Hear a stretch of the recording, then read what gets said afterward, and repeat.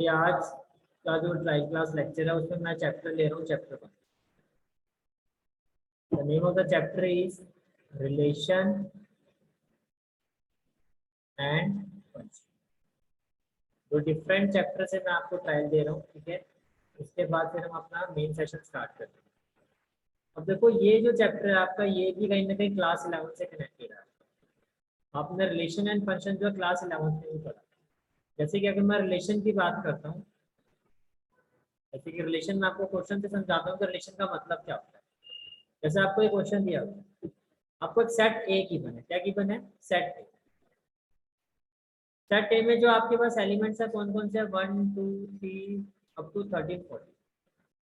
अब आपको ये कहा जा रहा है कि यहाँ पे जो ये जो सेट ए है, इस सेट ए को जो रिलेशन है वो क्या है कि एक्स और वाई एलिमेंट्स के बीच में रिलेशन ये है कि 3x माइनस वाई जो है वो 0 के इक्वल है। अब इसका मतलब क्या हुआ? इसका मतलब ये हुआ, यहाँ पर सेट ए के अलावा कोई और सेट लिखा हुआ है? नहीं। इसका मतलब जो आपका x एलिमेंट है वो भी सेट ए है, और जो y एलिमेंट है आपका वो भी सेट ए ही होगा। मेरी समझ में आ रही है? ठीक है। जब एक ही सेट क्वेश्चन में गिवन होता है, जब एक ही सेट क्वेश्चन में गिवन होता है तो सेट ए एक्स और वाई यहाँ पे दिखाई दे रहा है ना, तो रिलेशन ऑफ किसके बीच में? एक्स और वाई के बीच में। तो पहले वाला वैसे बेसिकली इसका मतलब होता है टू डिफरेंट सेट। लेकिन अगर क्वेश्चन में एक ही सेट गिवन है तो एक्स भी आपका सेट ए है और वाई भी आपका सेट ए। यहाँ तक बात समझ में आ रही है? ठीक है।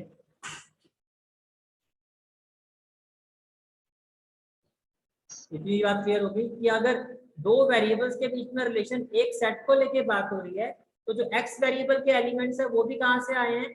सेट ए से। और वाई वेरिएबल्स के जो एलिमेंट है वो भी कहाँ से आएंगे? आपके सेट ए से ही आएंगे। इतनी बात समझ में आ रही है? अच्छा, इसके अलावा आपने जैसे मान लो फॉर एग्जाम्पल मैंने एक सेट ले लिया ए, जिसमें एलिमेंट है 1 2। अगर मैं आपसे पूछूं ए क्रॉस ए, इसको क्या कहते थे?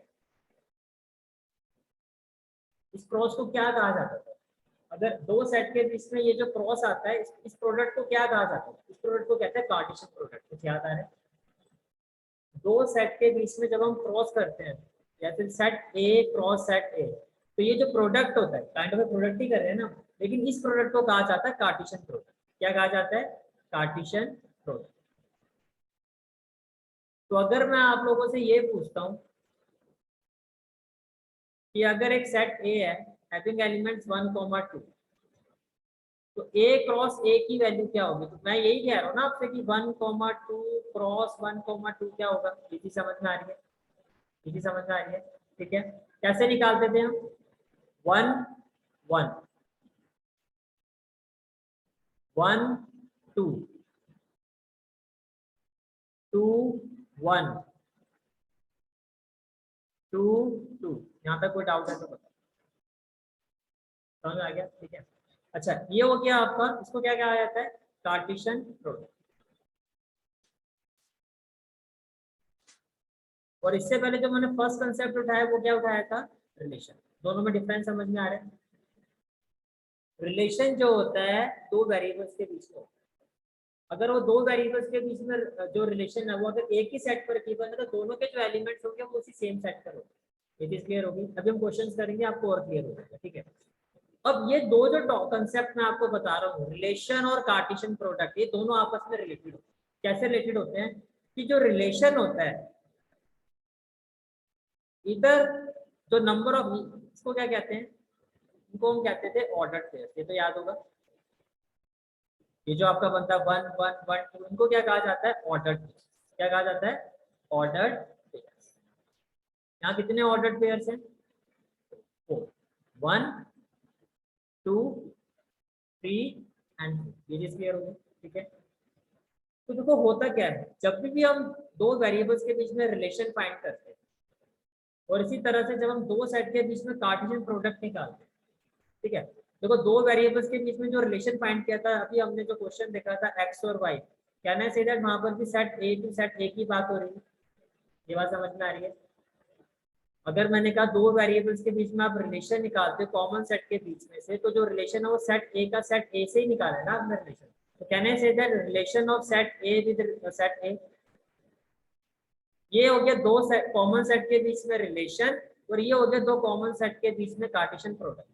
अब होता क्या है कि ये जो रिलेशन होता है वो कार्टेशियन प्रोडक्ट का या तो सबसेट होता है,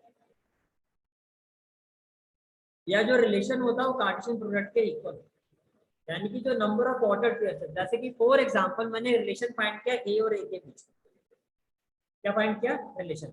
रिलेशन भी जो वो in terms of order pair ही लिखा जाता है, पहले इतनी बात समझ में आ रही है। जब हम रिलेशन लिखते हैं वो भी इन टर्म्स ऑफ क्या होता है, ऑर्डर पेयर लिखा जाता है। ठीक है, आपने एक रिलेशन निकाला, ठीक है, और आपने मान लो रिलेशन निकाला 1 1 1 2 3 4। अब मुझे बताओ, कैन आई से दैट ये जो रिलेशन है, ये जो रिलेशन है और ये जो कार्टेशियन प्रोडक्ट है, ये रिलेशन इसका सबसेट है। तो जो ऑर्डर पेयर यहाँ पर है वो यहाँ पर भी है 1 1 1 2। अभी सबसेट है या नहीं है?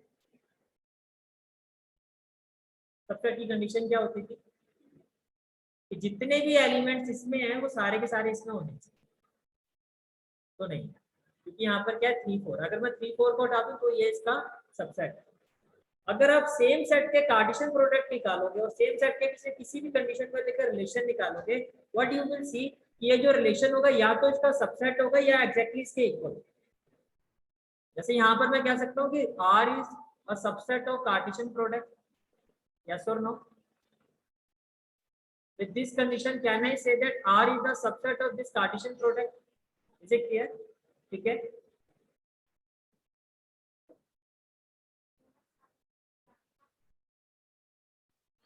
कितना समझ में आ रही है। और ये भी पॉसिबल है कि दो सेट के बीच में, सेम सेट के बीच में जब आप रिलेशन निकालते हो वो वैल्यू क्या हो सकती है आपकी 1 1 1 2 2 1 और 2 2। Now can I say that ये जो रिलेशन है आपका वो इक्वल है इस कार्टेशियन प्रोडक्ट के, समझ में आ रही है। ठीक है, तो कहने का मतलब ये है कि जब सेम सेट के आप कार्टेशियन प्रोडक्ट निकालते हो और सेम सेट का जब आप रिलेशन फाइंड करते हो, या तो वो उसका सबसेट होगा किसका, कार्टेशियन प्रोडक्ट का, या वो उसके इक्वल हो।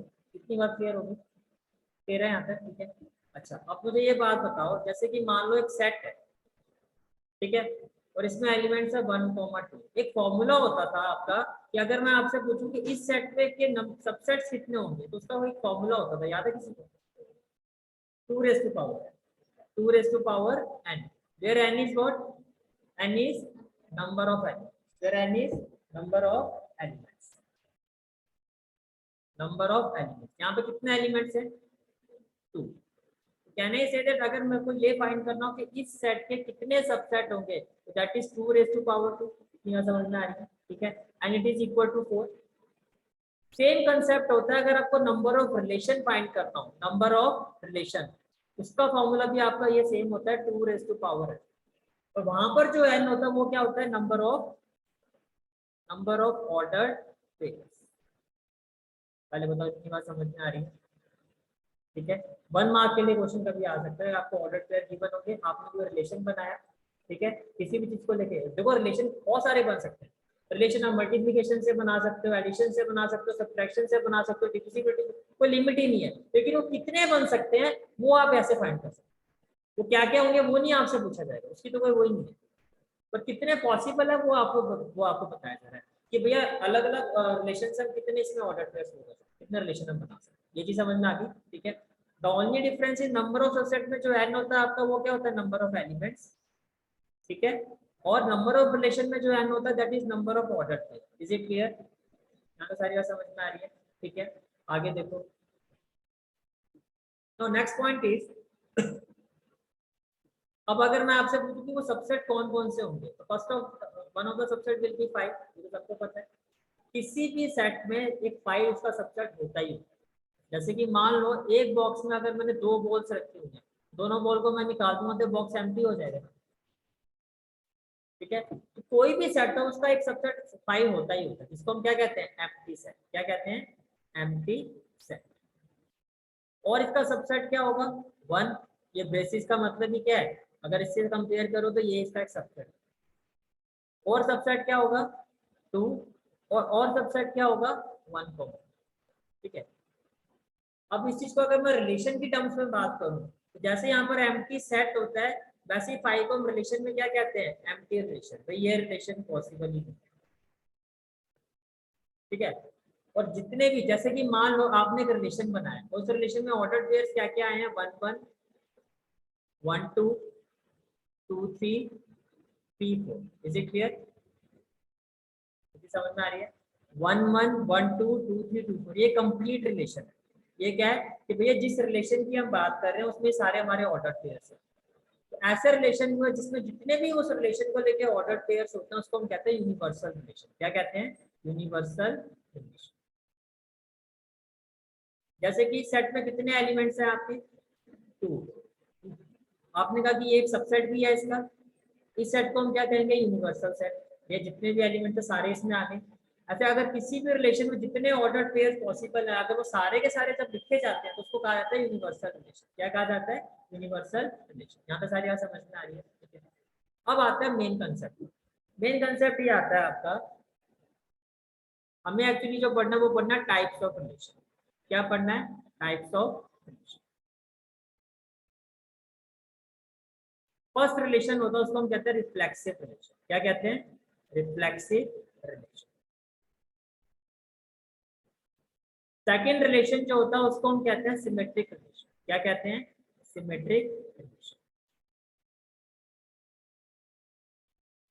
थर्ड रिलेशन जो होता है उसको हम कहते हैं ट्रांजिटिव रिलेशन। क्या कहते हैं? Transitive relation. एक ही समझ में आ रही है? ठीक है। मान लो फॉर एग्जांपल आपके पास एक सेट ए है जिसमें एलिमेंट है 1 1 अब आपको सेट ए का रिलेशन आपने फाइंड किया सेट ए से। अब वो रिलेशन किसी भी टर्म से हो सकता है, एडिशन सब्ट्रैक्शन किसी भी टर्म में हो सकता है। ये बात समझ में आ रही है? ठीक है। चलो मैं एलिमेंट ज्यादा ले लेता हूँ, लेट इट बी 1 2 3।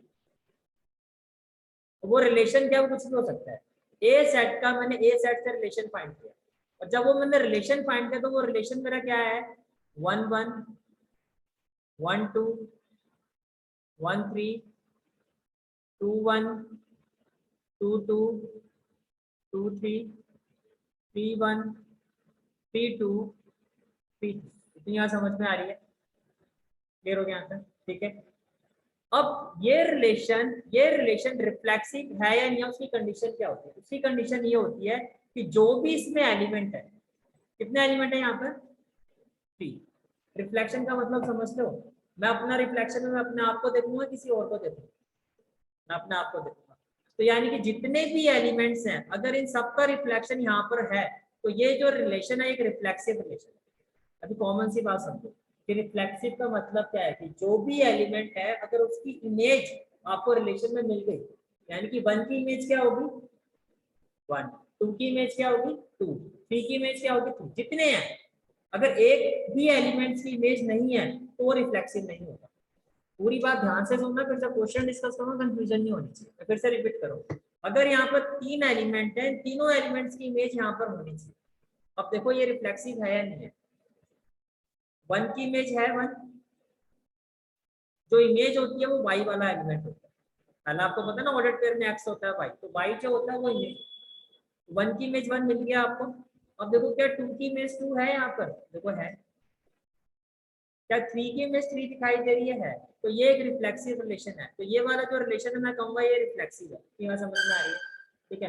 तो रिफ्लेक्सिव रिलेशन की क्या कंडीशन होती है कि एक एलिमेंट ए की इमेज जो होती है ए, वो उस रिलेशन को बिलोंग करनी चाहिए। An element A has an image of its and it is belonging to that relation, then that particular relation is a reflexive relation. Is it clear?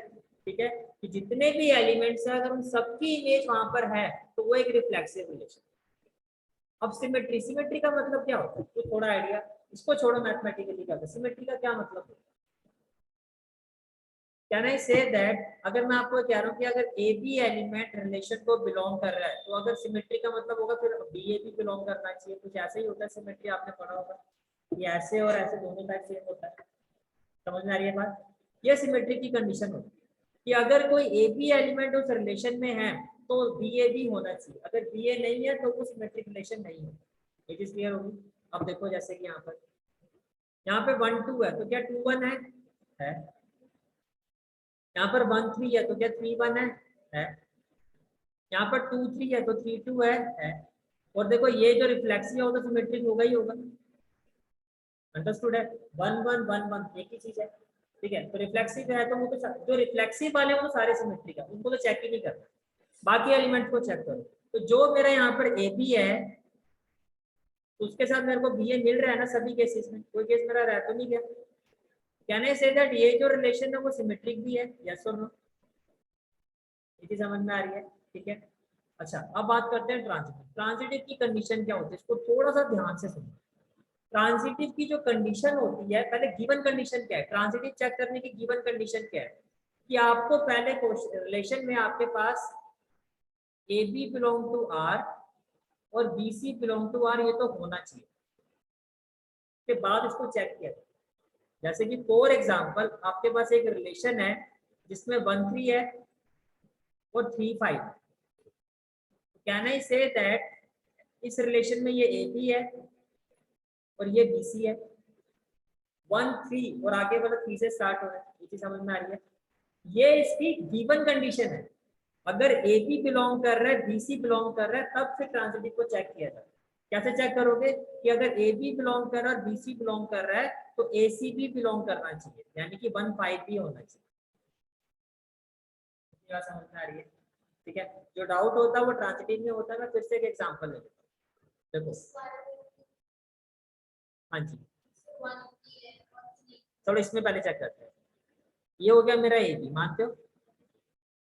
ठीक है। अब 3 वाला देखो कोई है यहाँ पर, ये रहा आपका, ये हो गया आपका बी सी।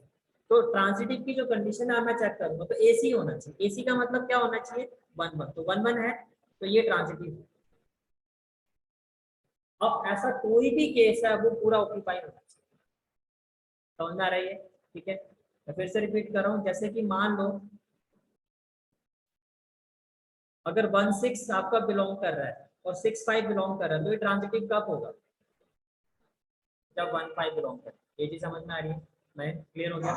देखो 1 6 का मतलब क्या हो गया? A B. 6 5 का मतलब क्या हो गया? B C. और 1 5 का मतलब क्या हो गया? ए सी। तो ये ट्रांजिटिव। तो अभी तक आपने क्या समझा? रिफ्लेक्सिव कब होगा? बताओ फटाफट बोलो, रिफ्लेक्सिव कब होगा? जब एक एलिमेंट जो है उसकी इमेज इसमें होगी। क्या सभी की होनी चाहिए या किसी एक की नहीं होगी तो चलेगा? सबकी होनी चाहिए। ये क्लियर हो गया? सिमेट्रिक के लिए क्या बताया? अगर ए बी बिलोंग कर रहा है तो बी ए बी बिलोंग करना चाहिए, तो सभी केसेस में होना चाहिए। अच्छा, क्या हर रिफ्लेक्सिव जो आपका रिलेशन होता है, ये हर रिफ्लेक्सिव रिलेशन का जो ऑर्डर पेयर होता है वो सिमेट्रिक होता है? होता है। ये भी क्लियर हो गया? ठीक है। ट्रांजिटिव की कंडीशन क्या होती है कि अगर ए बी बिलोंग कर रहा है बी सी बिलोंग कर रहा है, अगर कर रहा है तो फिर ए सी भी बिलोंग करना चाहिए। भैया अगर यही बिलोंग नहीं करे फिर तो बात ही खत्म होगी ना, फिर तो ट्रांजिटिव क्या चक्कर होगा? फिर तो है ही नहीं। पहले तो ए बी और बी सी होना चाहिए तब मैं आगे सोच सकता हूँ कि हाँ भाई वो पॉसिबिलिटी है या नहीं है। कई बार आपने बोलते हो सुना भी होगा किसी को भी, पहले तो ये कंडीशन हो तब हम आगे क्या सोच सकते हैं। जैसे कि मान लो कहीं हॉलीडे पे जा रहे हो तो पापा कह रहे हैं कि पहले तो आपके स्कूल में इतनी वैकेशन अलाउ करते हैं, या पापा ये कह रहे हैं कि भाई मेरे ऑफिस में मैं अपने बिजनेस में इतनी छुट्टियां ले भी सकता हूँ नहीं ले सकता हूँ, वैकेशन का तो तब सोचा जाएगा। कम से कम ये दूर वैकेशन पे जाना बंदिश तो होना चाहिए हमारे पास। आप अपने स्कूल में चेक करो, मैं अपने बिजनेस में देखता हूँ या अपने ऑफिस में देखता हूँ कितनी वैकेशन पॉसिबल है भी या नहीं है। उसके बाद हम सोच सकते हैं कि वैकेशन में जाना भी है या नहीं, कहाँ जाएंगे, कैसे जा सकते हैं। तो पहले तो जो बेसिक कंडीशन है ट्रांजिटिव को चेक करने की वो क्या है कि ए बी होना चाहिए और बी सी होना चाहिए। फिर हम चेक करेंगे कि भैया ए सी है या नहीं। अगर ए बी और बी सी नहीं है बात ही खत्म होगी। वो तो जो रिक्वायर्ड कंडीशन है वही फुलफिल नहीं हो पा रही है। इतनी बात समझ में आ गई? तो सबसे पहला पॉइंट मैंने क्या डिस्कस किया, मैं आपसे थोड़ा थोड़ा आप लोग बताना मुझे। पहले मुझे बताओ रिलेशन और कार्टेशियन प्रोडक्ट के बीच में क्या रिलेशन हो? सुनने में अजीब लग रहा है। रिलेशन और कार्टेशियन प्रोडक्ट के बीच में क्या रिलेशन है? या तो जो रिलेशन है आपका वो कार्टेशियन प्रोडक्ट को लेट इट बी सी, ठीक है। तो या तो जो रिलेशन होगा वो कार्टेशियन प्रोडक्ट का सबसेट होगा या इसके इक्वल होगा। इतनी बात समझ में आ रही है? ठीक है। उसके बाद फिर मैंने आपको क्या बताया? Types of relation. Types of relation में मैंने सबसे पहला रिलेशन क्या बताया आपको? रिफ्लेक्सिव। रिफ्लेक्सिव की कंडीशन क्या होती है कि एक एलिमेंट जो है उसकी इमेज खुद उसमें होनी चाहिए रिलेशन में। अगर हर एलिमेंट की इमेज जो है उस रिलेशन में है तो वो रिलेशन आपका रिफ्लेक्सिव है। इतनी बात क्लियर होगी? ठीक है। फिर हमने क्या बात की? सिमेट्रिक। सिमेट्रिक में हमने क्या देखा कि अगर ए बी बिलोंग कर रहा है तो भैया बी ए बी बिलोंग करेगा। यहाँ तक कोई डाउट है तो बताओ। और अगर ए बी बिलोंग करे बी ए नहीं करे किसी भी केस में तो वो सिमेट्रिक नहीं होगा। आपको ये नहीं देखना भाई ये हम लोग देखो हम इंडियंस होते हैं भावुक इंसान, दया आ जाती है, ये इतने सारे तो एक ही दुनिया है होगा सिमेट्रिक, ऐसा नहीं है भैया। ठीक है, सारे ही होने चाहिए, अगर एक भी किया तो आप यही कहोगे कि वो सिमेट्रिक नहीं है। ठीक है, फिर आता है बात तो किसकी, ट्रांजिटिव।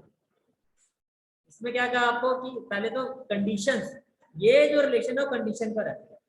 पहले वो कंडीशन क्या है कि ए बी हो और बी सी हो, ये नहीं है फिर बात वहीं खत्म। अगर ए बी बिलोंग कर रहा है बी सी बिलोंग कर रहा है तो फिर हम चेक करेंगे क्या ए सी बिलोंग कर रहा है, अगर कर रहा है तो ये ट्रांजिटिव है, नहीं तो यहाँ पे सारी बातें क्लियर है। ठीक है, और फिर मैंने एक चीज आपको और बताई कि जैसे नंबर ऑफ सबसेट्स को फाइंड किया जाता है वैसे नंबर ऑफ रिलेशन को भी फाइंड किया जाता है। उसका फॉर्मूला क्या होता है 2⁻n, बट यहाँ पर n का मतलब क्या होता है number of ordered pairs, number of ordered pairs. यहाँ पे सारी बातें क्लियर हो रही है। ठीक है, चलो तो कितना आपको समझ में आया उससे पहले बस अब एक इंपॉर्टेंट पॉइंट बता देता हूँ।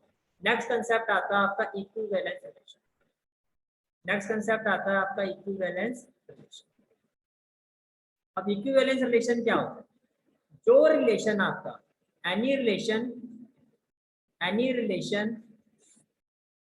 which is reflexive, symmetric and transitive is called as an equivalence relation, is called as an equivalence relation। ये चीज समझ में आ रही है आपको? सीधा सा क्वेश्चन ये आता है एग्जाम में, और सब जो होता है ना कि जो मेन क्वेश्चन होता है, देखो दो टॉपिक है ये, एक है रिलेशन और एक है फंक्शन। रिलेशन का मेन क्वेश्चन ये कि भाई ये जो गिवन रिलेशन है ये इक्विवेलेंस रिलेशन है या नहीं, या out of the following relation which one is equivalent. तो उसके लिए आपको क्या चेक करना होगा, अगर वो रिलेशन रिफ्लेक्सिव है, अगर वो रिलेशन सिमेट्रिक है, अगर वो रिलेशन ट्रांजिटिव है, तो आप क्या कहोगे वो एक इक्विवेलेंस रिलेशन है, अदरवाइज वो इक्विवेलेंस रिलेशन नहीं है। तो कोई बात पूछनी है यहाँ पे? ठीक है, हाँ जी वो इक्विवेलेंस रिलेशन, अगर वो सारी चीजें उसमें। मैं भी और एग्जांपल देता हूँ आपको।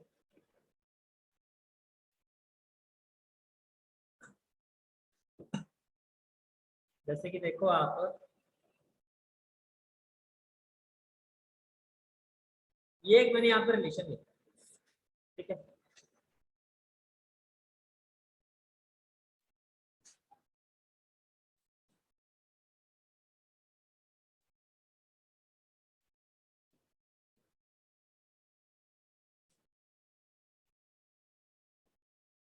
ये आपको एक रिलेशन लिखा, ठीक है। अब हमें ये चेक करना है कि ये इक्विवेलेंस रिलेशन है या नहीं। अब ये जो रिलेशन चेक करना है उसके जो जिस सेट पर ये रिलेशन बना वो ये सेट है, इतनी बात समझ में आ रही है? ठीक है, और इस सेट में एलिमेंट है 1 2 3 4 5। तो आप बताओ मयंक मुझे कि ये आपका रिफ्लेक्सिव रिलेशन होगा तो उसकी कंडीशन क्या होगी? सभी एलिमेंट्स की इमेज खुद होनी चाहिए, ठीक है, ये क्लियर है? ठीक है, तो देखो पहला एलिमेंट क्या है 1, तो दिखाई दे रहा है 1 1। दूसरा एलिमेंट क्या है 2, दिखाई दे रहा है 2 2। तीसरा एलिमेंट क्या है 3, दिखाई दे रहा है आपको 3 3। फिर है आपका 4, दिखाई दे रहा है 4 4। फिर है आपका 5। तो कहने से दैट भैया ये जो है रिफ्लेक्सिव तो है, यहाँ तक कोई डाउट? ठीक है, हाँ जी आप बताओ मुझे कि सिमेट्री की कंडीशन क्या होनी चाहिए इसमें? बेसिक, हाँ अगर ए बी होगा तो बी ए होना चाहिए। चलो आप ढूंढते हैं इसमें, ये ए बी है 1 3। अब यहाँ पर देखो 3 1 है, ठीक है, और देखो 1 5 है, क्या 5 1 है? रिफ्लेक्सिव तो होता ही है, सिमेट्रिक होता है, उसको तो देखना ही नहीं है। 2 4 है, क्या 4 2 है? और 3 5 है, क्या 5 3 है? सारे हो गए ओपी 5, क्लियर है यहाँ तक? तो कहने से दे भैया ये सिमेट्रिक भी है, ये भी क्लियर हो गया। अब हमें चेक करना है इक्विवेलेंस। यस, इक्विवेलेंस की क्या कंडीशन, रिक्वायर्ड कंडीशंस क्या होती है चेक करने। अगर ए बी बिलोंग कर रहा है और बी सी बिलोंग कर रहा है, ये तो है रिक्वायर्ड कंडीशन, ये पहले तो ये होना चाहिए। और अगर ऐसा है तो ए सी भी बिलोंग करना चाहिए। यहाँ का सारी बात समझ में आ रही है? चलो अब देखते हैं। आपको यहाँ दिखाई दे रहा है 1 3, कहने से दैट ये ए बी हो गया। 3 वाला कोई और है, चलो इसको ले लेते हैं 3 वाला बी सी। तो ए सी क्या होना चाहिए 1 5, ये रहा मेरा ए सी बन गया। और बनाते हैं, और देखो कोई और दिखाई दे रहा है तो जल्दी बताओ। और किसको देखें, 3 1 ले लेते हैं, चलो ए बी हो गया। 1 के साथ कुछ हो रहा है, 1 के साथ कुछ हो रहा है 1 1, चलो इसको लेते हैं बी सी। तो ए सी क्या होना चाहिए, ए सी क्या होना चाहिए 3 1। अगर मैंने कहा ये ए बी है ये बी सी है, तो ए सी क्या हो गया 3 1 3 1 3 है, हो गया ना समझ। ठीक है, चलो और कोई देखो, और कोई देखो, और कोई दिखाई दे रहा है आपको, कौन सा वाला 2 4 ले लेते हैं ए बी। अब 4 के साथ कोई है 4 4, तो ए सी क्या होना चाहिए 2 4, सेम चीज आ गई। और देखो कोई और है 4 2, 2 के साथ क्या है 2 4। अगर इसको ए बी लिया तो ये क्या हो गया मेरा बी सी, तो ए सी क्या होना चाहिए मेरा 4 4 4 4 है यहाँ। सारी कंडीशन सेटिस्फाई हो रही है, तो कहना ही से दैट ये जो रिलेशन है वो एक इक्विवेलेंस रिलेशन है। यहाँ समझ में आ गया। अब यहाँ तक कोई भी डाउट है तो पूछ सकते। रिफ्लेक्सिव की कंडीशन हर एलिमेंट की इमेज होनी चाहिए। सिमेट्री की कंडीशन अगर ए बी है तो बी सी होना चाहिए, बी ए होना चाहिए। ट्रांजिटिव की रिक्वायर्ड कंडीशन है कि अगर ए बी बिलोंग कर रहा है B C belong, A B belong कर रहा है बी सी बिलोंग कर रहा है तो ए सी भी होना चाहिए। किसी भी एलिमेंट के साथ देखो ये पूरी कंडीशन बननी चाहिए, जैसे हमने यहाँ पर देखा। क्लियर हो गया यहाँ तक, ठीक है। अब एक मैं इंपॉर्टेंट पॉइंट बता रहा हूँ, इसके बाद नेक्स्ट कंसेप्ट आता है आपका इक्विवेलेंस क्लास, और मोस्ट ऑफ द स्टूडेंट जो है इसमें फंस सकते हैं कि ये क्या पूछा। इक्विवेलेंस क्लास का मतलब क्या होता है मैं आपको समझाऊं। मुझे ये बताओ इस रिलेशन में ये जो वन एलिमेंट है, देखो इस सबसेट में जो जो एलिमेंट है ना मैं सबको लिख रहा हूँ 1 2 3 4 5। मुझे बताओ इस रिलेशन में वन का रिलेशन किस किस के साथ बना है। कहने से दैट वन का रिलेशन वन के साथ बना है, और वन का रिलेशन किसके साथ बना है 3 के साथ, और वन का रिलेशन किसके साथ बना है 5 के साथ, और किसी के साथ बना है वन का रिलेशन। बात खत्म। 2 का रिलेशन किसके साथ बना है, 2 का रिलेशन एक तो 2 के साथ बना है और 4 के साथ बना, और बस चलो। 3 का रिलेशन किसी के साथ बना है, 3 का रिलेशन 1 के साथ बना है, 3 का रिलेशन 3 के साथ बना है, 3 का रिलेशन 5 के साथ बना है। ये भी क्लियर हो गया पॉइंट, ठीक है। 4 का रिलेशन किस किसके साथ बना है,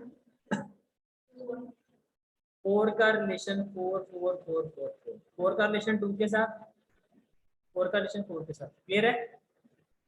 5 का रिलेशन किसी के साथ बना है 1 और 3 और 5। अब मुझे बताओ अगर अब ध्यान से सुनना जो बात बोल रहा हूँ, यहाँ पे बच्चों को कंफ्यूजन होती है। इन सभी सेट को में से कुछ कॉमन ले सकता हूँ मैं, इन सभी सेट में कुछ कॉमन है नहीं है ना। अगर सेट्स के बीच में कुछ कॉमन नहीं होता तो उसको क्या कहा जाता है डिसजॉइंट सेट। ये आपको याद होगा आपने 11th क्लास में पढ़ा। डिसजॉइंट सेट्स कौन से होते हैं जिनके बीच में कुछ भी कॉमन नहीं होता है। लेकिन अब मुझे अब ये बताओ कि अगर मैं इन सभी सेट्स का यूनियन लेता हूँ, इन सभी सेट्स का क्या लेता हूँ यूनियन लेता हूँ, इन सभी सेट्स का क्या लेता हूँ यूनियन लेता हूँ, तो वो किसके इक्वल हो।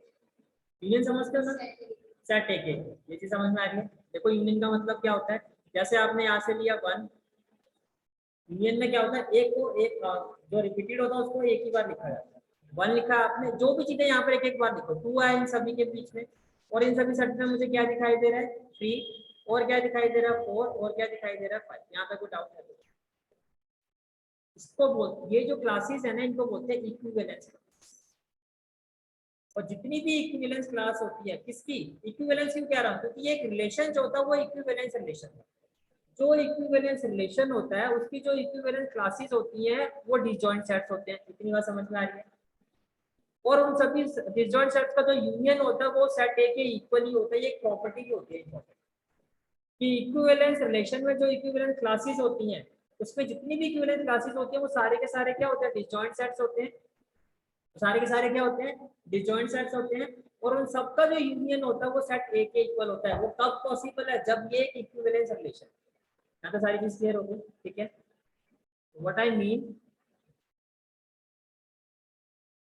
पहली बात तो ये if a relation is reflexive, symmetric and transitive, then the relation is said to be equivalence relation. Equivalence relation clear हो गया? कब होता है? जब कोई भी रिलेशन जो है रिफ्लेक्सिव है, जब कोई भी रिलेशन सिमेट्रिक है, जब कोई भी रिलेशन ट्रांजिटिव है, तो उस रिलेशन को हम कहते हैं इक्विवेलेंस रिलेशन। ये बात समझ में आ गई? ठीक है। उसके बाद फिर ये वो इंपॉर्टेंट प्रॉपर्टी है जिसकी मैंने अभी आपके साथ डिस्कशन किया। क्या कहा जा रहा है आपको? An important property of N equivalence relation is that it divides the set into pair wise disjoint और म्यूचुअली डिसजॉइंट सबसेट, जिसको हम इक्विवेलेंस क्लासेस कहते हैं। ये क्लियर हो गया कि जो एक इक्विवेलेंस रिलेशन होता है उसमें जितनी भी इक्विवेलेंस क्लासेस होते हैं, इक्विवेलेंस क्लासेस का मतलब कि जितने भी उस सेट में एलिमेंट है वो किस किस से रिलेटेड है, जो वो सेट जिस जिस एलिमेंट से रिलेटेड होता है उसको इक्विवेलेंस क्लास कहा जाता है। और वो सारे के सारे एलिमेंट्स के जो इक्विवेलेंट क्लासेस होती है वो क्या होती है? वो एक डिसजॉइंट सेट्स होता है। उस collection is called a partition of set. और इसमें क्या इंपॉर्टेंट चीज होती है आपकी कि जो ये आपकी इक्विवेलेंस रिलेशन होता है, कोई भी इक्विवेलेंस रिलेशन में जो इक्विवेलेंस क्लासेस होती हैं उनका अगर आप यूनियन निकालोगे तो वो उस पर्टिकुलर सेट के इक्वल है। ये इस एक्सरसाइज का कंप्लीट कंसेप्ट है। अगर ये क्लियर होगा तो फिर मैं क्वेश्चन पे प्रोसीड करूंगा। अगर कोई भी चीज में कंफ्यूजन है तो पहले पूछते। क्लियर है सारी चीजें? चलो मैं आगे। ठीक है, चलो भैया फर्स्ट क्वेश्चन उठाते हैं। This is the first question.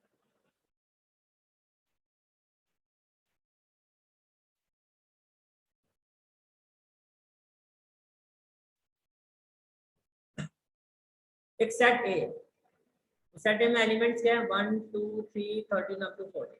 तो टोटल इसमें कितने एलिमेंट्स हैं? 40। अब आपको कहा जा रहा है इस सेट ए में रिलेशन है और दो वेरिएबल्स के बीच में रिलेशन है। अब मेरा क्वेश्चन ये है कि अगर एक वेरिएबल एक्स है, एक वेरिएबल वाई है, वेरिएबल एक्स में कौन सा सेट होगा और वेरिएबल वाई में कौन सा सेट होगा? दोनों में एक ही सेट होगा ना, क्योंकि सेट ए के अलावा कुछ और तो गिवन है नहीं। तो यहाँ पर भी जो सेट होगा आपका वो क्या होगा? Set A 1 2 3 up to 14। यहाँ पर भी जो सेट होगा आपका वो सेट ए ही होगा 1 2 3 अप टू 14। यहाँ तक सारी बात समझ में आ रही है? ठीक है। अब इनके बीच में एक रिलेशन बताया जा रहा है। Before proceeding with the solution मैं आप लोगों से एक बात पूछता हूँ। मैंने ये लिखा आर और मैंने लिखा आर इस तरह से, मैंने लिखा एन और मैंने लिखा एन को इस तरह से, इनमें फर्क क्या है?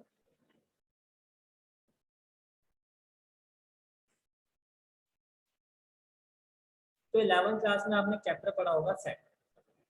ठीक है, ये उस चैप्टर का बहुत बेसिक पॉइंट होता है। और ये आपने ना, इवन अगर मैं बीबीए लेवल के स्टूडेंट को भी अगर ये चीजें पूछूं ना तो कई बार उनको भी चीजों का पता नहीं होता। और ये बहुत इंपॉर्टेंट पॉइंट होता है आपका, स्पेशली ऐसे चैप्टर्स के लिए। अब क्वेश्चन में कंफ्यूज हो जाओगे। देखो, अगर आपको नॉर्मल आर दिया हुआ या आर को बोल्ड लेटर में देता, बोल्ड का मतलब समझते हो, इसको मैंने डार्क शेड में कर रखा है। फर्क क्या होता है? ये आर हो गया आपका एक काइंड ऑफ रिलेशन। यहाँ पे नॉर्मल आर लिखा है ना, ये एक रिलेशन की बात है।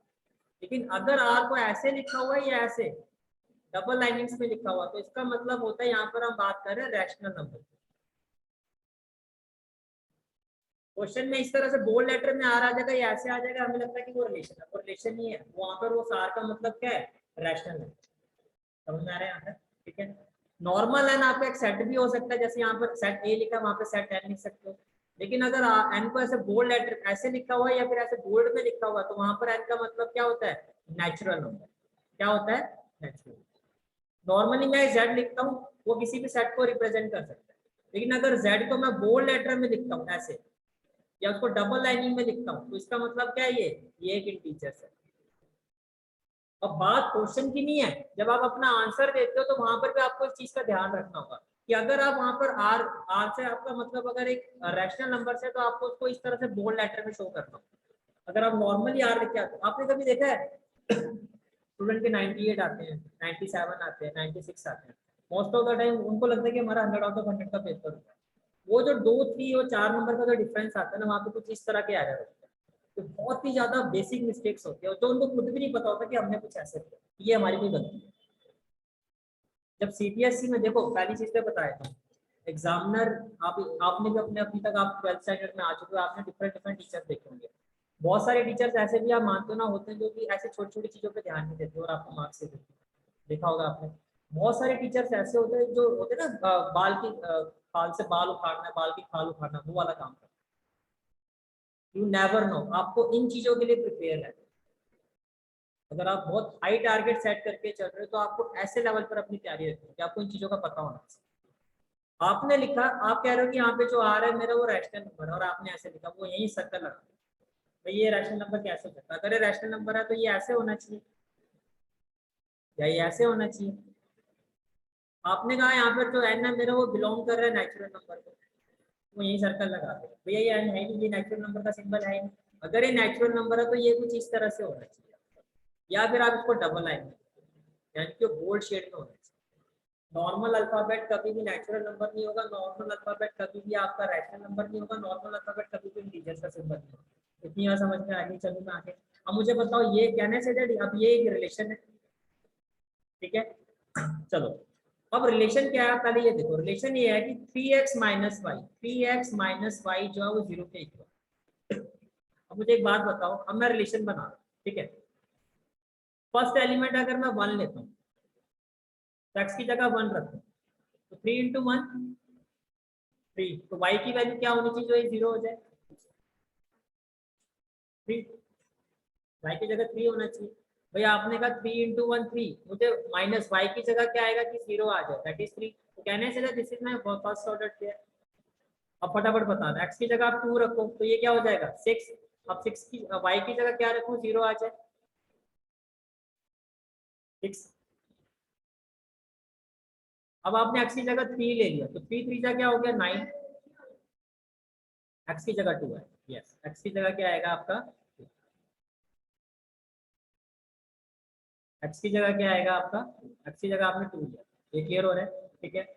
अब आप x की जगह 3 ले लो, x की जगह आपने लिया 3 और यहाँ लिखो 2, तो 3 3 जा 9, जो भी बनेगा y वही होगा ना, ठीक है। तो यहाँ पर आ गया 9, x की जगह 4 ले लो, तो जो भी बनेगा यहाँ पर वही आएगा। x की जगह 5 लो, क्या यहाँ 15 है, तो क्या वो ऑर्डर पे पॉसिबल है? नहीं, तो ये हो गया। वहीं कहा बताओ क्या ये रिफ्लेक्सिव रिलेशन है? जितने भी एलिमेंट है सबकी इमेज होगी, या तो किसी एक की भी नहीं है, तो रिफ्लेक्सिव तो नहीं है। इतनी बात समझ में आ रही है? क्या ये सिमेट्रिक है? अगर 1 3 है तो 3 1 होना चाहिए, वो भी नहीं है। मैं कहूंगा भैया ए बी तो बिलोंग कर रहा है, बट जो बी ए है वो इस रिलेशन में बिलोंग ही नहीं कर रहा, कांट बी सिमेट्रिक। रिफ्लेक्सिव में मैं कहूंगा ए यहाँ पर रिलेशन में बिलोंग ही नहीं कर रहा है, ये कंडीशन सेटिस्फाई नहीं हो रही, कांट बी रिफ्लेक्सिव। प्रेजेंटेशन कैसे देंगे वो मैं अभी समझाता हूँ, कंसेप्ट क्लियर हो रहा है आपको, ठीक है। ट्रांजिटिव ए बी तो मुझे मिल गया, बी सी भी मिल गया, अब ए सी में क्या होना चाहिए? अगर ए बी है बी सी है तो ए सी में क्या होना चाहिए? 1 9, क्या यहाँ पे 1 9 है? नहीं, बात खत्म। तो ये ट्रांजिटिव भी नहीं है, why so, because A B और बी सी तो बिलोंग कर रहे हैं यहाँ पर, बट जो मेरा ए सी है वो बिलोंग नहीं कर रहा है। तो कहने से दैट ना तो ये रिलेशन रिफ्लेक्सिव है, ना ये रिलेशन सिमेट्रिक है, ना ये रिलेशन ट्रांजिटिव। यहाँ तक कोई डाउट है तो बताओ, क्लियर है यहाँ तक? ठीक है। अब बात करते हैं कि एग्जामिनेशन प्रेजेंट जो आपकी प्रेजेंटेशन है वो कैसे है। This is the way how to represent your answer, ठीक है। आपने आप लिखोगे कि भैया यहाँ पे जो रिलेशन है मेरा वो ए और ए सेट के बीच में, पहले तो ये चीज क्लियर हो रही है, और वो रिलेशन क्या है, फिर आप उस रिलेशन को मेंशन करोगे, तो इसके बेसिस पे मेरा जो रिलेशन बनेगा फिर आप वो लिखोगे। फिर आप कहोगे भैया ना यहाँ पर 1 1 2 2 3 3 अप टू 14 14 कुछ भी रिलेशन को बिलोंग नहीं करा, तो ये रिफ्लेक्सिव नहीं। सिमेट्रिक में हमने यही कहा था ना कि हर एलिमेंट में ए बी और बी सी होना चाहिए, किसी भी एक को लेके शो कर देंगे भैया 1 3 बिलोंग कर रहा है, 3 1 बिलोंग ही नहीं कर रहा, सिमेट्रिक पे नहीं है। ऐसे ट्रांजिटिव में हम किस तरह से शो करेंगे कि 1 3 तो मेरा बिलोंग कर रहा है, 3 9 भी मेरा बिलोंग कर रहा है, बट 1 9 मेरा बिलोंग नहीं कर रहा है। बात करें तो कांट भी पास, इतनी बात क्लियर होगी, ठीक है। अब आप लोग ट्राई करो पहले कुछ क्वेश्चन, मुझे ये बताओ कैन आई से दैट अब ये नेचुरल नंबर है? क्यों है?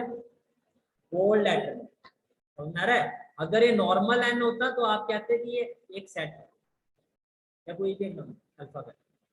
बोल्ड लेटर में देखा कैन आई से दैट ये इंटीजर है, ये चीज हो, तो आपको पहले ये बेसिक पॉइंट्स पता होने चाहिए, क्लियर है यहाँ तक? ठीक है। आप लोग ट्राई करो पार्ट 2, पहले पार्ट 2 और पार्ट 3 ट्राई करो, फिर मैं इसका एनालिसिस करूँगा।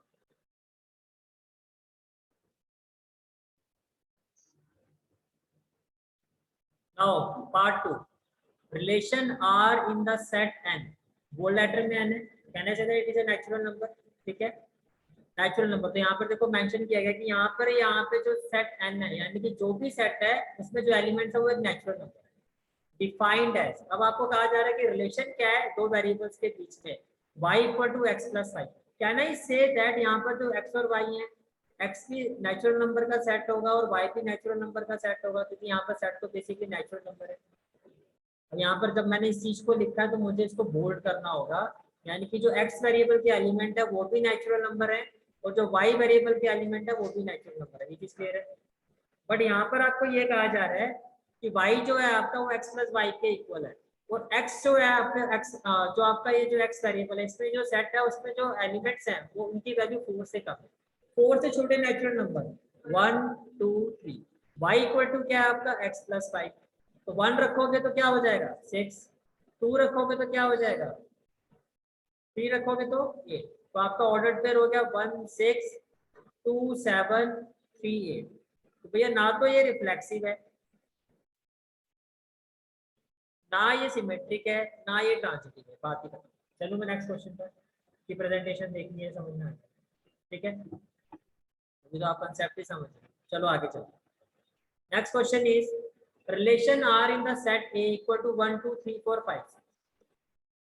अब रिलेशन क्या है आपका, देखो r इज इक्वल, देखो सेट ए x और, तो can I say that set A to set A की बात हो रही है, क्योंकि apart from this there is no other set. ये हो गया आपका x, ये हो गया आपका y। सेट ए में जो एलिमेंट है वो है 1 2 3 4 5 6। सेट बी में जो एलिमेंट है, सॉरी y में 1 2 3 4 5, यानी कि जो y एलिमेंट है वो भी सेट ए को बिलोंग कर और x वेरिएबल भी सेट ए को बिलोंग कर। अच्छा तो कंडीशन क्या है, y is divisible by x, यानी कि यहाँ पे ये जो एलिमेंट है वो इन एलिमेंट से डिविजिबल है। और 1 किससे डिविजिबल होगा, देखो मैंने लिखा y का एलिमेंट लिखा, अब 1 किससे डिविजिबल होगा 1 से, किसी और से तो नहीं होगा। जब आप इसको करोगे इसका ऑर्डर फिर एग्जैक्टली कैसे बनाना है, कंडीशन इस पर आ रही है, आप लिखो 2 को, y वाले एलिमेंट को लिखो y की पोजीशन पर, 2 किससे डिविजिबल होगा 1 से और 2 से, 2 जो है 1 से डिविजिबल होगा, 1 के टेबल में भी 2 आता है और 2 के टेबल में भी आता है, कोई डाउट। ये जो नंबर है वो किस से यहाँ पर डिविजिबल, x में, जो इसने कहा है कि y is divisible by x, कि y जो है x से डिविजिबल है, y is divisible by x। 1 को अगर मैं 2 को अगर मैं 1 से डिवाइड करता हूँ तो 1 के टेबल में 1 2 जा 2 डिवाइड हो गया, समझ में आ रही है बात, ठीक है, क्लियर हो गया। तो 1 जो है वो 2 को डिवाइड करेगा और 2 जो है वो भी 2 को डिवाइड करेगा। ऐसे 3 की बात करते हैं, 3 को कौन कौन डिवाइड करेगा, एक तो 1 और 3 को डिवाइड करेगा 3, ये भी समझ में आ रही है, क्लियर हो रहा है। डिविजिबल का मतलब होता है उससे टेबल में आता है, ठीक है। 4 किस किस के टेबल में आएगा, 1 के टेबल में आएगा, 4 2 के टेबल पर आएगा और 4 4 के टेबल पर आएगा। ऐसे मैं यहाँ लिख रहा हूँ 5 1 के टेबल में आएगा और 5, क्योंकि 5 आपको पता है प्राइम नंबर। 6 किसके टेबल में आएगा, 1 2 3 और 6 6 के टेबल में आएगा। यहाँ तक कोई डाउट है तो बताओ, क्लियर है, ठीक है। अब आप ये देखो, देखो 1 की इमेज 1, 2 की इमेज 2, 3 की इमेज 3, 4 की इमेज 4, 5 की इमेज 5, 6 की इमेज 6। क्या नहीं से दैट ये रिफ्लेक्सिव है। सिमेट्री की बात करते हैं, 1 2 है तो 2 1 दिखाई दे रहे थे, नहीं, बात खत्म, सिमेट्री का है, समझ में आ रही है बात, ठीक है। ट्रांजिटिव देख लो, 1 2 दिखाई दे रहा है आपको और 2 4 दिखाई दे रहा है, क्या 1 4 दिखाई दे रहा है, हाँ दिखाई दे रहा है। 1 3 आपको दिखाई दे रहा है और उसके बाद आपको 3 6 दिखाई दे रहा है, क्या 1 6 दिखाई दे रहा है, 1 6 दिखाई दे रहा है, कहने से ये ट्रांजिटिव है, क्लियर हो गया। किसी भी एलिमेंट में कोई डाउट है तो बताओ, किसी में भी चेक कर लो, अगर 1 5 है, 1 5 है, 5 के साथ कोई और है नहीं, 1 5 है, 5 5 है तो 1 5 भी है, हाँ ये भी है, बोलो किसमें चेक करते हैं, 1 1 और 1 2 में, 1 1 हो गया, एक मिनट, ए बी है और बी सी है,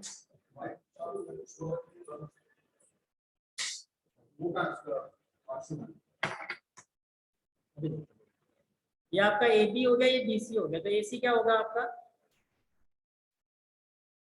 1। ठीक है, क्लियर है यहाँ तक? चलें आगे, मैं एक बार आपको प्रेजेंटेशन में भी दिखा देता हूँ। नेक्स्ट क्वेश्चन, और कौन सा दिया था? 4 पार्ट, आपने ये ट्राई किया। ठीक है, अब मुझे बताओ क्या यहाँ पर कोई नंबर्स गिवन है आपको? अभी नेक्स्ट केस आ गया, इसमें जब नंबर्स गिवन नहीं होते हैं ना, तो कंडीशंस पर हम अप्लाई करते हैं। कंडीशन में कैसे करते हैं मेरी बात से देखो, मैं रिलेशन की बात करता हूँ, इसकी बात कर रहा हूँ रिलेशन की। रिलेशन में क्या कंडीशन होती है? ए बिलोंग्स टू द रिलेशन। अगर ए रिलेशन को बिलोंग करेगा, यहाँ पे कंडीशन क्या है कि दोनों एलिमेंट्स का जो डिफरेंस है वो इंटीजर होना चाहिए। अगर मैं सेम एलिमेंट को सेम एलिमेंट से माइनस करता हूँ तो वो आएगा 0। बताओ 0 इंटीजर होता है या नहीं होता? तो कहने से दैट ये रिफ्लेक्सिव है। तो किसी भी जो रिफ्लेक्सिव में क्या होगा कि दोनों एलिमेंट, इस डेफिनेशन पर आप उस कंडीशन को रखो, तो दोनों एलिमेंट सेम एलिमेंट का डिफरेंस क्या इंटीजर होता है या नहीं होता? बिल्कुल होता है। नहीं समझ में आ रही है बात? ठीक है, आगे देखो, सिमेट्रिक। मैं आपको कहता हूँ कि 1 3 का जो डिफरेंस है वो इंटीजर होगा ना। 1 - 3 क्या होगा? -2। तो क्या 3 1 का डिफरेंस इंटीजर होगा? बिल्कुल होगा भाई, पॉजिटिव नेगेटिव सारे तो इंटीजर्स होते हैं। इसका मतलब अगर ए भी बिलोंग करेगा यहाँ पर रिलेशन को, तो बी ए भी बिलोंग करेगा। यहाँ पे कोई डाउट है तो बता दो। मैंने कहा अभी 1 3 बिलोंग कर रहा है, 3 5 बिलोंग कर रहा है, तो 1 5 का डिफरेंस भी तो एक इंटीजर ही होगा। तो ये आपका एक इक्विवेलेंट कंडीशन है, यहाँ पे कोई भी डाउट है तो बताओ। क्लियर है सारी चीजें? ठीक है, आगे देखो, relation are in the set A of human beings in a town at a particular time given by। थोड़ा सा ये फनी टाइप का क्वेश्चन भी है। जैसे आपको दिया हुआ x and y work at the same place. अब इसको रिफ्लेक्सिव बनाते हैं। मैं एक ही जगह काम कर रहा हूँ, मानते हो इस चीज को? मैं और मेरी इमेज में, तो रिफ्लेक्सिव हुआ या नहीं हुआ? हुआ। ठीक है, फिर मैंने क्या, ए बी जो है दोनों एक ही जगह पर काम करते हैं, तो क्या बी ए भी एक ही जगह पर काम करेंगे? बोलो, करेंगे, सिमेट्रिक भी है। फिर मैंने कहा ए बी एक ही जगह पर काम कर रहा है, बी सी भी एक ही जगह पर काम कर रहा है, तो क्या ए सी भी एक ही जगह पर काम कर रहे हैं ना? ये क्लियर हो गया क्वेश्चन? ठीक है, अब यहाँ आ जाओ, X and Y live in the same locality. मैं live in the same locality है। ठीक है जी, ए बी एक ही लोकेलिटी में रहते, दोनों सेम चीज ही तो है, छोड़ दो, चलेगा। ठीक है, आगे चलो, ये थोड़ा अच्छा है। x is exactly 7 centimetre taller than y। x y से बड़ा है, कितना बड़ा है? 7 सेंटीमीटर। क्या मैं अपने आप से 7 सेंटीमीटर बड़ा हो सकता हूँ? रिफ्लेक्सिव तो भैया ये नहीं हो सकता। अगर ए भी इसको बिलोंग कर रहा है, तो आप कह रहे हो ए जो है वो बी से कितना सेंटीमीटर बड़ा है? 7 सेंटीमीटर। अगर ए बड़ा है तो फिर क्या बी ए बिलोंग करेगा इसको? तो क्या बी ए से बड़ा हो सकता है? भाई एक ही चीज बड़ी होगी, तो ए बड़ा कर देगा, बी बड़ा कर, दोनों में कैसे हो सकता है? बहुत आराम से रिलैक्स होकर सब समझ आ रही है बात? अगर आपने कहा कि ए बी से रिलेशन को बिलोंग कर रहा है, ए बी से रिलेशन को बिलोंग करने का मतलब क्या है कि ए जो है, ए की जो लेंथ है और बी की जो लेंथ है, ए की लेंथ बी की लेंथ से कितने ज्यादा है? 7 सेंटीमीटर। यानी कि ये जो डिफरेंस है ये 7 सेंटीमीटर है। ये क्लियर होगी बात? ठीक है, अब यही चीज आप क्या बी ए के लिए कह सकते हो? बी की लेंथ ये है और ए की लेंथ है, क्या आप कह सकते हो बी से बड़ा है? तो ये सिमेट्रिक नहीं हो सकता। ये चीज समझ में आ रही है? कान की सिमेट्रिक। ट्रांजिटिव के लिए ले लो, ए बी बी सी, ये तो गिवन है। आपने कहा कि ए जो है वो बी से 7 सेंटीमीटर बड़ा है, बी जो है सी से 7 सेंटीमीटर बड़ा है।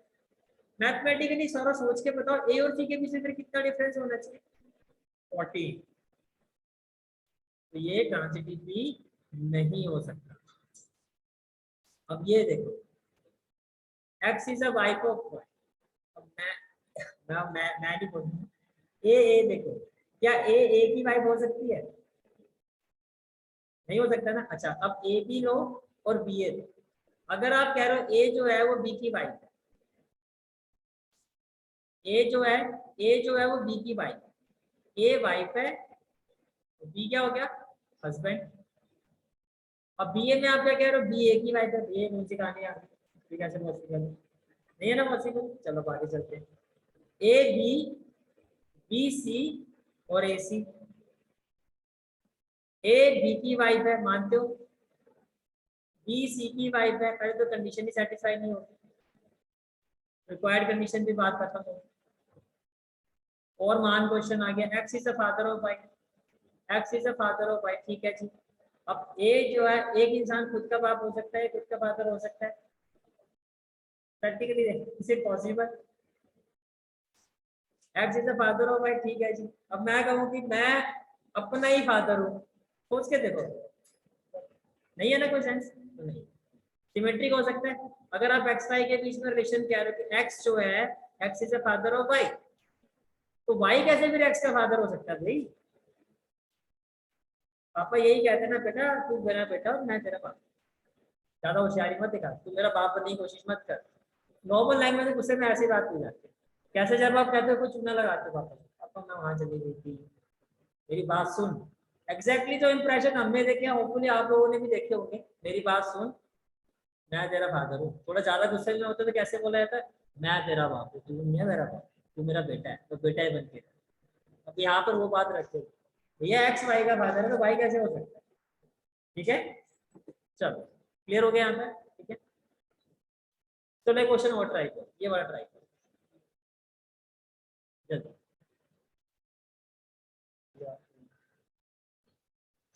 अब यहाँ पर रिलेशन है ए और बी के बीच, सेट तो एक ही है ना, तो जो आपका ए वेरिएबल है उसके एलिमेंट भी यही होंगे, 1 2 3 4 5 6, यस और नो।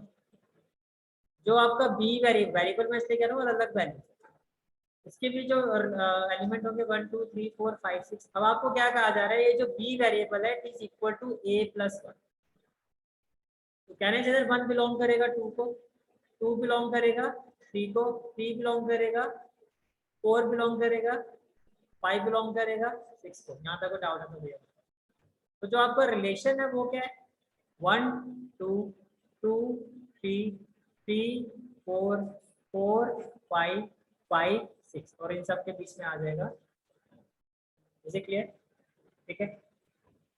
अब मुझे ये बताओ, ये रिफ्लेक्सिव तो नहीं, सेम एलिमेंट का ही है, 1 2 है कि 2 1 दिखाई दे रहा है, नहीं, तो ये आपका सिमेट्रिक भी नहीं है। 1 2 है, 2 3 है, 1 3 दिखाई दे रहा है, नहीं, तो ये ट्रांजिटिव नहीं है। तो ये आपका कंसेप्ट था रिलेशन क्या होता है, ठीक है। रिलेशन और कार्टेशियन प्रोडक्ट के बीच में क्या होता है कि रिलेशन जो होता है वो सबसेट होता है या इक्वल होता है कार्टेशियन प्रोडक्ट के। अच्छा मुझे बताओ, on the basis of this ordered pair यहाँ पे हम कितना रिलेशन बना सकते हैं, नंबर ऑफ रिलेशन टोटल कितने बन सकते हैं यहाँ इन सभी एलिमेंट्स पर, 1 2 3 4 5, 2 raised to power 5, what does that mean, 32। यहाँ पे 32 रिलेशन बन सकता है। ये चीज मैं एक बार आपको दिखा भी देता हूँ, आपको कोई कंफ्यूजन ना रह जाए इस चीज की, नंबर ऑफ रिलेशन से मतलब क्या है। जैसे देखो,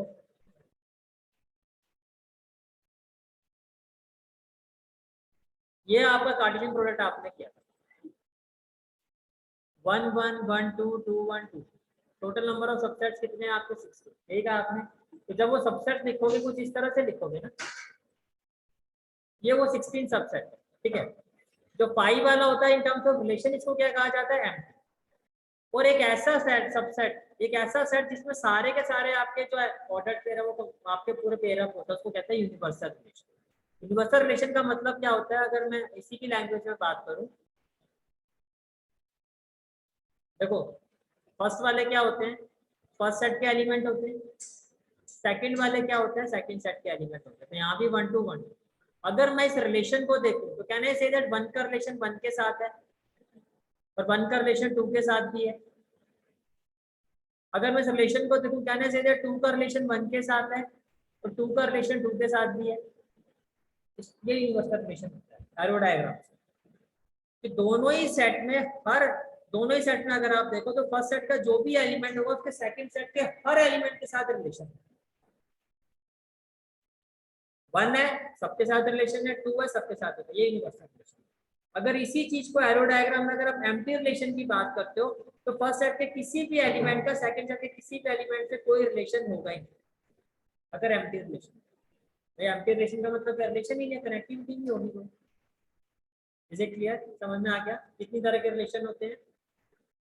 3। First one reflexive, second one symmetric, third one transitive. Reflexive की कंडीशन ए बिलोंग्स टू ए दोनों रिलेशन में बिलोंग करे। सिमेट्रिक की अगर ए बी बिलोंग कर रहा है तो बी ए बी बिलोंग करेगा। ट्रांजिटिव की ए बी बिलोंग कर रहा है, बी सी कर रहा है तो ए सी भी करेगा। यहाँ पे सारी चीजें क्लियर है, ठीक है।